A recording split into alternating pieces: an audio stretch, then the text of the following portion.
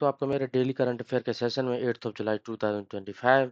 तो हम इस सेशन में लर्न करेंगे daily current affair based on MCQ that will be applicable for UPSC, PCS, SSC, CGL, bank and state exam. तो चलिए दोस्तों स्टार्ट करते हैं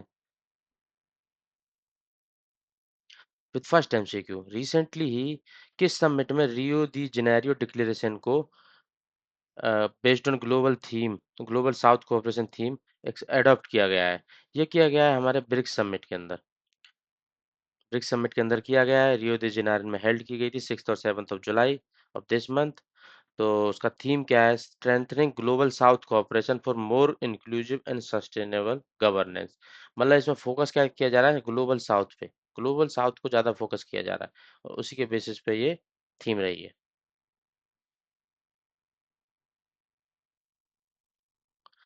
रिसेंटली अभी लाइसेंस दिया गया है एटॉमिक एनर्जी रेगुलेटरी बोर्ड के द्वारा इंडिया में। ये किसको लाइसेंस दिया गया है? ये लाइसेंस दिया गया है operation for India's first indigenously developed 700 megawatt pressurised heavy water reactor unit in Kakrapar, Gujarat.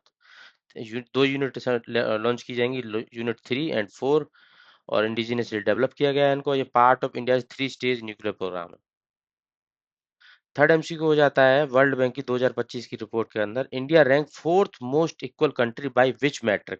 किस मैट्रिक के बेस पे कैलकुलेट किया गया कि India rank as fourth most equal country?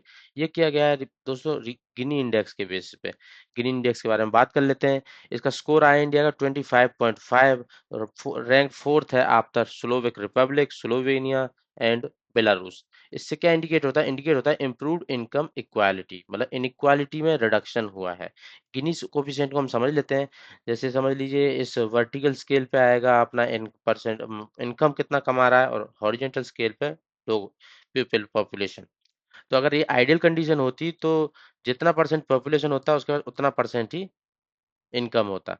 मान लीजिए जैसे यहाँ पे 20 ये 2 लोग हुए और तो उनके बाद दो दो 20% इनकम होता तो इस आइडियल लाइन पे आता।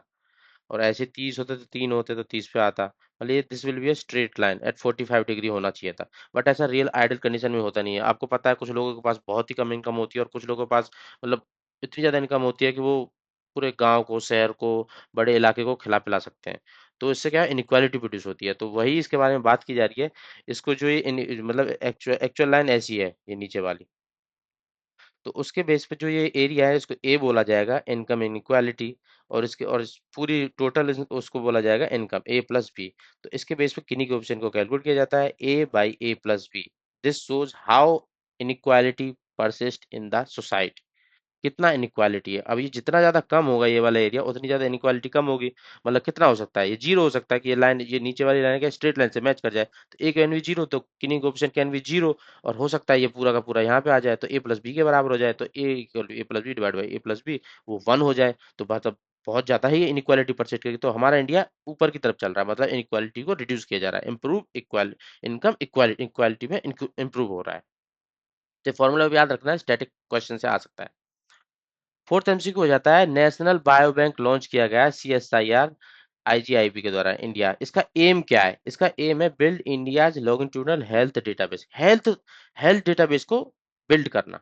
और ये किस पे बेस्ड है? ये बेस्ड है यूके बायोबैंक मॉडल पे। इससे क्या होगा? कलेक्ट करेंगे genomic, lifestyle and clinical data of 1000 people India का। ये प्रोजेक्ट किसके अंदर आता है? फिनोम इंडिया प्रोजेक्ट के अंदर।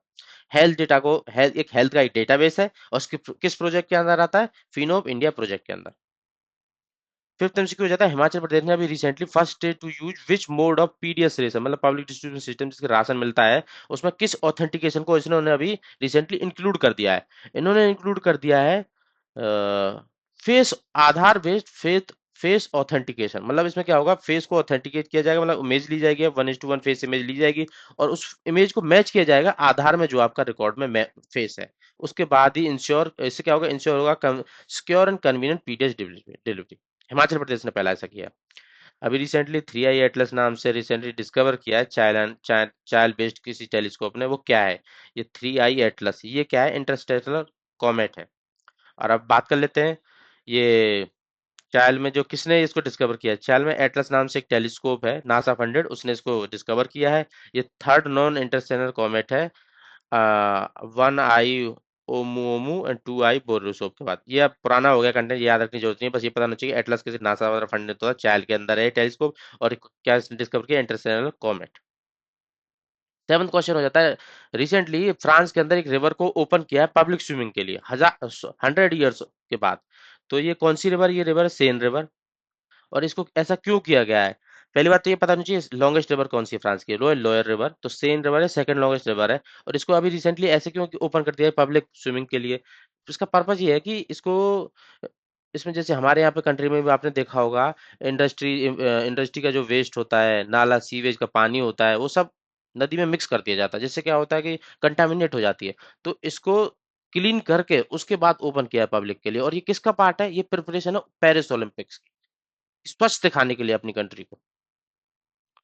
8th एमसीक्यू हो जाता है, किस टाइगर रिजर्व ने रिसेंटली 200% का ग्रोथ किया है टाइगर पॉपुलेशन को लेकर 2022 में? ये किया है दुधवा टाइगर रिजर्व ने, जो कि उत्तर प्रदेश में लोकेटेड है, बॉर्डर पे। और ये तो उत्तर प्रदेश के तराई रीजन में, तराई रीजन मतलब नेपाल और यूपी के बॉर्डर पे। और ये इंक्लूड करता है नेशनल पार्क, कौन सा, दुधवा नेशनल पार्क, और वाइल्ड लाइफ सेंचुरीज कौन सी, कटनिया घाट और किशनपुर वाइल्ड लाइफ सेंचुरी। कौन सी वो दो कंट्री हैं जिन्होंने रिसेंटली एडमिट किया गया है borrowing member, new development bank के बोरिंग मेंबर के रूप में उनको इंक्लूड कर दिया गया है? तो ये दो कंट्री हैं, साउथ अमेरिका से कोलंबिया और सेंट्रल एशिया से उज्बेकिस्तान। और हेडक्वार्टर कहाँ पे है नेशनल न्यू डेवलपमेंट बैंक का? वो है संघाई चाइना के अंदर। इसका पर्पस क्या है? Funding sustainable development in emerging and developing countries.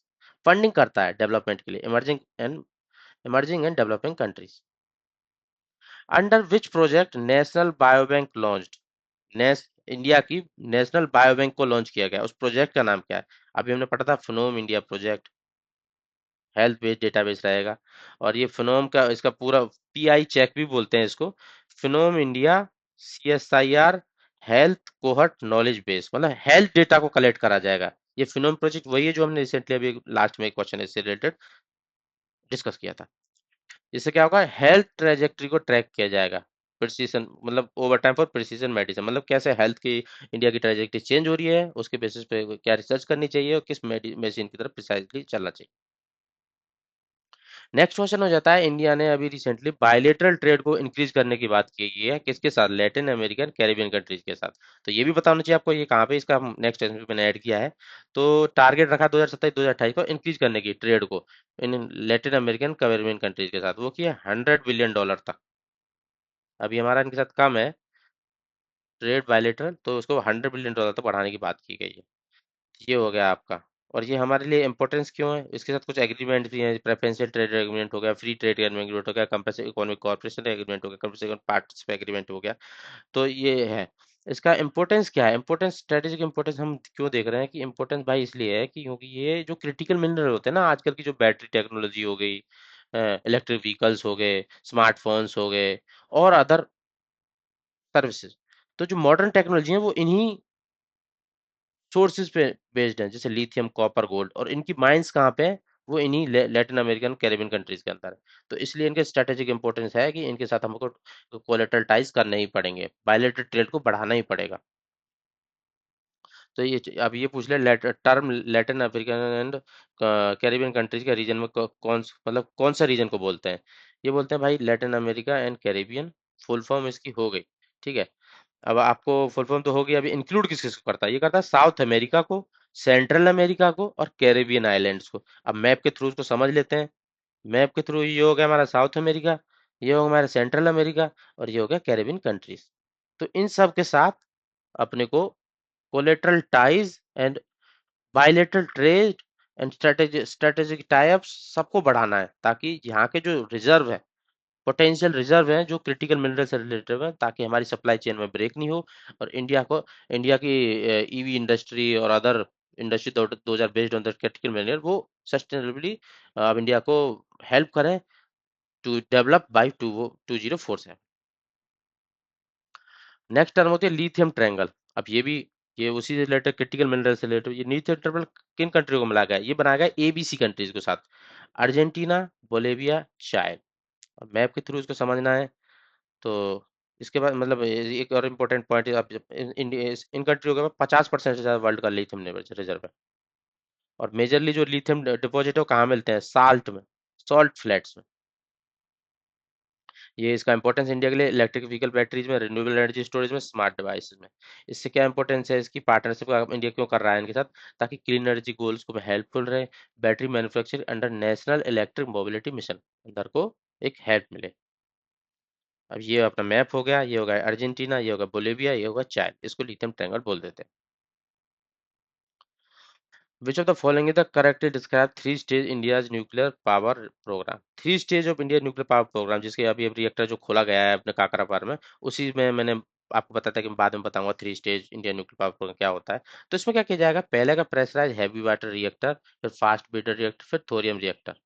इन तीनों को एक चेन है, ऐसे हमको यूटिलाइज करना है जो अपने फिसाइल मटेरियल है। तो इसको हम आंसर के थ्रू अच्छे से समझते हैं। इसमें क्या होता है, थ्री स्टेजेस होती हैं। पहली स्टेज, फर्स्ट स्टेज में क्या किया जाएगा, नेचुरल यूरेनियम को फ्यूल की तरह यूटिलाइज किया जाएगा, और जिससे क्या प्रोड्यूस होगा, बाई प्रोडक्ट प्लूटोनियम 239, जो हमारे काकरपार वाले पावर प्लांट में यूटिलाइज होगा। ठीक है, इसके बाद क्या होता है, जो बाई प्रोडक्ट है प्लूटोनियम, उसको भी यूज किया जाएगा, और जो डेप्लीटेड यूरेनियम है ना, जो हमने यूज कर लिया था, उसको दोबारा से मतलब एज ए फ्यूल यूज किया जाएगा, और दोबारा से फिर से प्लूटोनियम प्रोड्यूस किया जाएगा। इससे क्या होगा, एनर्जी एफिशिएंसी बढ़ेगी, और इससे और जनरेट करेगा मोर फिसाइल मटेरियल। थर्ड स्टेज क्या हो जाती है, जो हमारा इंडिया में जो सबसे ज्यादा पाया जाता है थोरियम 232, अब उसको यूटिलाइज किया जाएगा, उसकी वजह उससे बनाया जाएगा फिसाइल यूरेनियम 233। इससे क्या होगा, लॉन्ग टर्म एनर्जी सिक्योरिटी मिलेगी इंडिया को, क्योंकि हमारे पास थोरियम रिजर्व तो काफी ज्यादा है। तो उसके बेसिस पे सस्टेनेबल न्यूक्लियर पावर को अचीव कर पाएंगे। नेक्स्ट क्वेश्चन हो जाता है, प्रेशराइज हैवी वाटर रिएक्टर के अंदर कूलेंट और न्यूट्रॉन मॉडरेटर क्या होता है। पहली बात तो कूलेंट क्या होता है, मॉडरेटर क्या होता है, ये भी पता रहना चाहिए, वो हम बाद में बात करेंगे। पहली बात तो इसमें किसको यूज किया जा रहा है, ये किया जा रहा है हैवी वाटर का, DTU को। ठीक है, ये D2O क्या होता है, ड्यूटेरियम बोलते हैं इसका नाम नेमिंग, और ये हैवी आइसोटोप ऑफ हाइड्रोजन होता है। इसी को यूज किया जा रहा है कूलेंट भी और न्यूट्रन मॉडरेटर भी। तो कूलेंट का फंक्शन क्या होता है, जो हीट मतलब ये एज ए कूलेंट क्या होता है, जो भी फिजन रिएक्शन होगी उसके द्वारा जो हीट प्रोड्यूस होगी, उस हीट को यूटिलाइज करके स्टीम जनरेट करेगा, जिसको इलेक्ट्रिक प्रोडक्शन में यूज किया जाएगा। मॉडरेटर क्या होगा, कि कंट्रोल्ड वे में जो फिशन रिएक्शन चले, ताकि अनकंट्रोलेबल ना हो, ब्लास्ट ना हो जाए न्यूक्लियर साइट पे, तो उसको कंट्रोल वे में चलाने के लिए मॉडरेटर होता है, जो एक्स्ट्रा न्यूट्रॉन्स को एब्जॉर्ब कर लेता है। ऐसे मॉडरेटर भी इसको यूज किया मतलब ये कूलेंट की तरह भी काम करता है, मॉडरेटर की तरह भी काम करता है। बस ये काकरापार एटॉम पावर स्टेशन एक एग्जांपल हो गया इसका। नेक्स्ट क्या है कि ये मतलब प्रीवियस क्वेश्चन है, मतलब आज का करंट अफेयर्स से नहीं है, पर बात थी कि इनकम इनक्वालिटी को लेके, तो वर्ल्ड बैंक की एक पॉवर्टी एक्सट्रीम पॉवर्टी लाइन है, उसके बारे में क्वेश्चन कर रहा है। ये इसको रिवाइज करके कर दिया गया $3 पर डे, 2021 की परचेजिंग पावर पैरिटी के अकॉर्डिंग। पहले बढ़ाया गया था 1.9 से 2.15, फिर अब 3 कर दिया गया 2025 में। तो इससे क्या करेगा, help track sustain development goal, eradicate extreme poverty by 2030। भारतीय जंग श्यामा प्रसाद मुखर्जी से की 125th एनिवर्सरी है, 125वीं एनिवर्सरी मनाई जा रही है, तो उसी रिलेटेड कुछ क्वेश्चन है जो स्टैटिक से रिलेटेड हो सकते हैं। करंट से तो कुछ नहीं होगा इनसे रिलेटेड, कि भाई ये तो गुजर गए। अब जो पास्ट में इनका इनका योगदान रहा हमारे नेशनल स्ट्रगल में और आजादी के बाद, तो उससे रिलेटेड कुछ एमसीक्यू हो सकते हैं। तो वो एमसीक्यू है कि किसने भारतीय जनसंघ को 1950 में फाउंड किया था। वो किया था हमारे श्यामा प्रसाद मुखर्जी जी ने। श्यामा प्रसाद मुखर्जी ने क्यों किया जा रहा है, क्योंकि अल्टरनेट देने के लिए इंडियन पॉलिटिक्स में, कि जो उस टाइम पे कांग्रेस ही मेजर पार्टी थी, तो उसका अल्टरनेट बनाने के लिए, और बाद में यही पार्टी भारतीय जनसंघी बीजेपी के रूप में इवॉल्व हुई, जो अभी रिसेंटली पावर में है। अब उससे related next question, interim government जो 1947 के बाद बनी थी गवर्नमेंट इंडिया की, उस गवर्नमेंट में इन्होंने किस पोर्टफोलियो को मिला था, श्यामा प्रसाद मुखर्जी को, वो मिला था इंडस्ट्री एंड सप्लाई का पोर्टफोलियो। तो इन्होंने ही फाउंडेशन स्टोन डाला था इंडस्ट्री डेवलपमेंट का इंडिया में। एक और क्वेश्चन हो जाता है, इनका निकनेम क्या है, इनको क्या बोला जाता था उस टाइम पे, इनको बोला था लायन ऑफ पार्लियामेंट। अब पार्लियामेंट का शेर क्यों बोला जाता है भाई, शेर इसलिए बोला जाता है क्योंकि ये स्पीचेस अच्छी देते थे, डिबेट्स अच्छी करते थे, लीडरशिप क्वालिटी थी इनके अंदर, सोशल हार्मनी बनाए रखने और नेशनल में उनका काफी योगदान था। तो इनको याद किया जाता है strong voice of national interest in constitution parliament. अभी रिसेंटली टोकरा आइलैंड में एक अर्थक्वेक एक्टिविटी हुई है, ये कहाँ पे लोकेटेड है, टोकरा island, Pacific ring of fire में जो भी कंट्रीज होंगी उनके में इंक्लूडेड होगा। आप बोलोगे सर ये तो सारी ही आ जाती हैं, तो भैया ये हुआ जापान में। अब जापान में, जापान कहाँ पे है, part of Pacific ring of fire है। और इसमें क्या होगा कि शॉर्ट स्पैन टाइम में 1000 से ज्यादा earthquake आ गए। और तोशीमा जो जापान का लॉन्गेस्ट विलेज है ना, वो भी इसी पे लेवल पे। तो आपको बस यही याद रखना है एमसीक्यू पॉइंट ऑफ व्यू से कि कहाँ पे होगा, जापान में टोकरा आइलैंड, जहाँ पे 1000 से भी ज्यादा earthquake short span of time में आ गए।